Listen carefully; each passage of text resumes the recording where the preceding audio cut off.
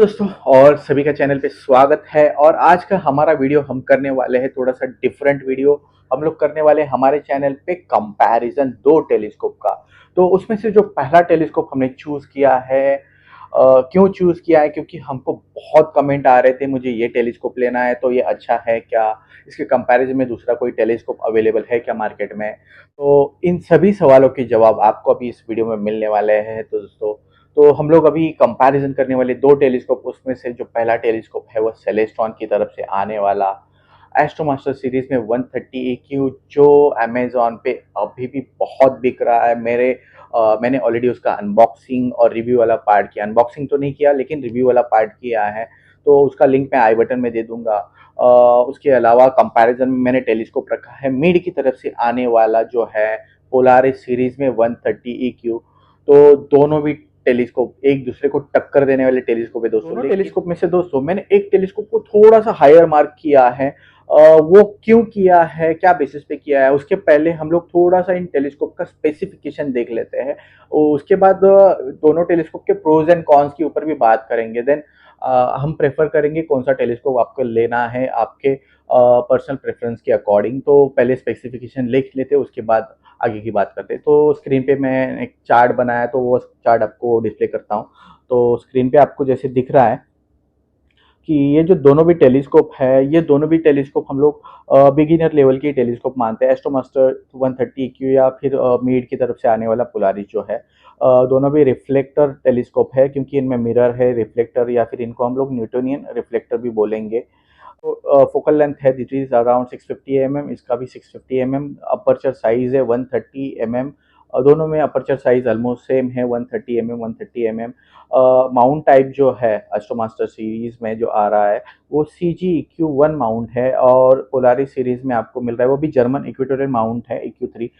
दोनों भी माउंट जो है मैं बोलूँगा कि इक्वेटोरियल माउंट है, तो सेटअप करने के लिए 10-15 मिनट आपको दोनों में जाने वाले हैं। थोड़ा सा माउंट जो है दोनों में, जो माउंट मुझे पसंद आता है पोलारिस का, क्योंकि उसकी बात मैं आगे करता हूँ। उसके अलावा फोकल रेशियो एफ का F5 है, तो F5 के अकॉर्डिंग मैं ये दोनों भी टेलीस्कोप आपको डीप स्काई ऑब्जर्वेशन के लिए प्रेफर करूंगा। दोनों टेलीस्कोप के साथ आपको रेड डॉट फाइंडर आता है, तो ऐसे कोई मेजर डिफरेंस नहीं है। हाँ, जो आईपीसीस के बारे में हम लोग बात करेंगे, तो एस्ट्रोमास्टर सीरीज 130 के साथ आपको 20 mm और 10 mm का आईपीस आता है। पोलारिस में आपको दिख रहा है कि 20 mm, 9 mm और 6.3 और 4 mm का आईपीस आपको देखने मिलता है। वैसे देखा जाए तो 6.3 और 4 mm दोनों में से एक आईपीस आता है, वो तो बॉक्स ओपन होने पे ही पता चलता है। ये जो टेलीस्कोप है पोलारिस के साथ आने वाला जो आईपीस, वो इरेक्ट आईपीस नहीं है। वो नॉर्मल आईपीस है जिसमें आपको इन्वर्टेड इमेज मिलेगा। तो अगर आपको डे टाइम में ऑब्जर्वेशन करना है, तो आप एस्ट्रोमास्टर सीरीज का जो 20 mm का आईपीस जो है इरेक्ट आईपीस, उसका यूज़ करके डे टाइम में आप बर्डिंग वगैरह कर सकते हो। या फिर लैंडस्केप में कुछ दूर की चीज़ देखनी है तो वो देख सकते हो। इसमें अगर बारलॉग की बात करें तो आपको मीड सिर्फ 2x का एक्रोमेट बारलॉग प्रोवाइड कर रही है। फोकसर मैकेनिज्म बात करेंगे तो दोनों में रैक एंड पिनियन है। ट्राइपॉड जो है दोनों का जो है स्टेनलेस स्टील के लेग्स ही है दोनों में। ट्यूब की बात करेंगे तो एस्ट्रोमास्टर 130 की जो ट्यूब है वो एल्यूमिनियम की ट्यूब है, और मीड में जो है पोलारिस में जो ट्यूब आपको देखने मिलती है वो मेटल की ही ट्यूब है, लेकिन मैं श्योर नहीं हूँ कि वो एल्यूमिनियम है या स्टेनलेस स्टील है। तो मेरे हिसाब से मैंने कंसिडर किया है कि वो स्टेनलेस स्टील की ट्यूब है। उसके अलावा जो माउंट, दोनों भी माउंट हमको देखने मिलते हैं इक्वेटोरियल माउंट, तो दोनों भी आपको मैनुअल माउंट मिलते हैं। इसमें आप एस्ट्रोमास्टर सीरीज में अगर चाहिए तो इसमें एक एडिशन मिलता है सेलेस्टॉन की तरफ से आने वाले सिंगल एक्सिस आरए मोटर। बट तो दोनों भी मोटर अटैच हो सकती है, सिंगल एक्सिस आरए मोटर दोनों भी अटैच कर सकते हो। बट मेरे हिसाब से जब तक आपके टेलीस्कोप में पोलार स्कोप नहीं है, तब तक आपका जो टेलीस्कोप है वो ट्रैकिंग, एक्यूरेट ट्रैकिंग नहीं कर सकता। वॉट एवर ट्रैक करेगा, लेकिन मैं श्योर नहीं हूँ कि वो एक्यूरेट ट्रैक कर सकता है। तो this is the basic specification और बेसिक एक जो कंपैरिजन हम लोग बोलेंगे। वैसे तो मिरर जो है, मिरर का डायमीटर, फोकल लेंथ और जो फोकल रेशियो ऑलमोस्ट सेम है, तो ट्यूब में वैसे मेजर कोई डिफरेंस नहीं है, जस्ट मेक में और ब्रांडिंग में थोड़ा सा डिफरेंस है।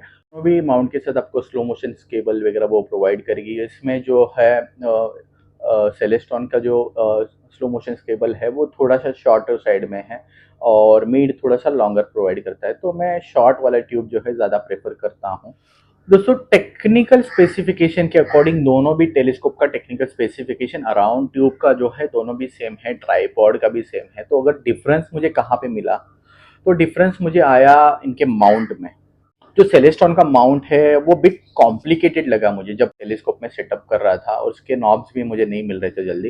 उसके कंपैरिजन में मीड ने जो है टेलीस्कोप का जो माउंट है, जो EQ2 EQ3 बताया है, वो बिट ईजियर साइड में है। मैं बोलूँगा कि फटाफट मुझे वो नॉब्स वगैरह फाइंड आउट करने में कोई इशू नहीं था। और इसके सेलेस्टॉन के कंपैरिजन में उसका वेट थोड़ा सा कम था, तो वो भी एक आई कैन से कि पॉजिटिव साइड में दूंगा मीड को।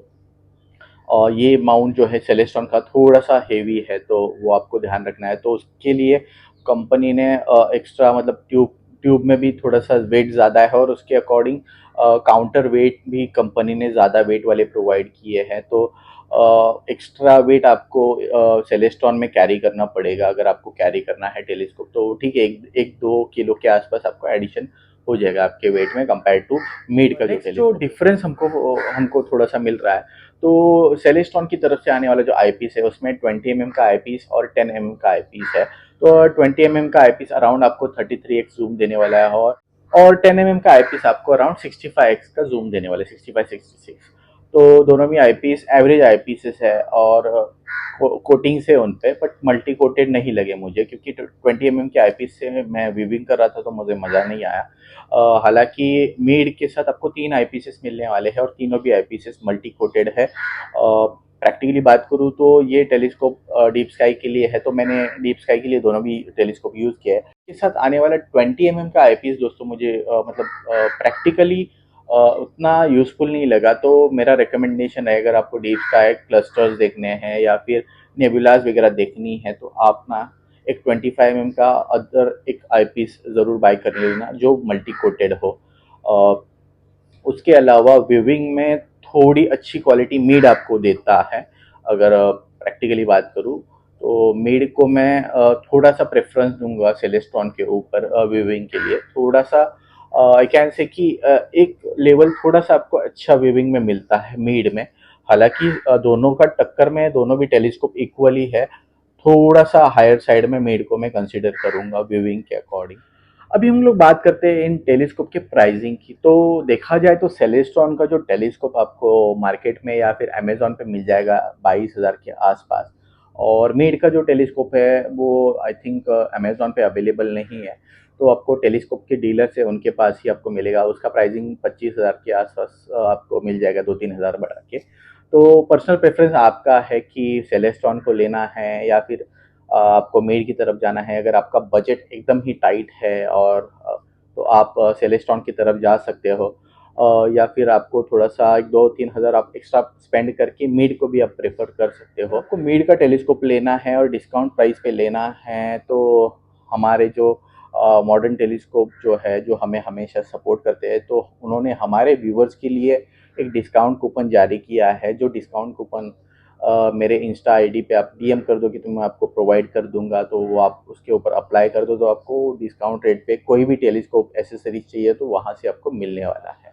आई होप कि वीडियो आपको अच्छा लगा है। तो अभी मिलते हैं नेक्स्ट वीडियो में। Till then bye, thanks a lot for watching, bye bye.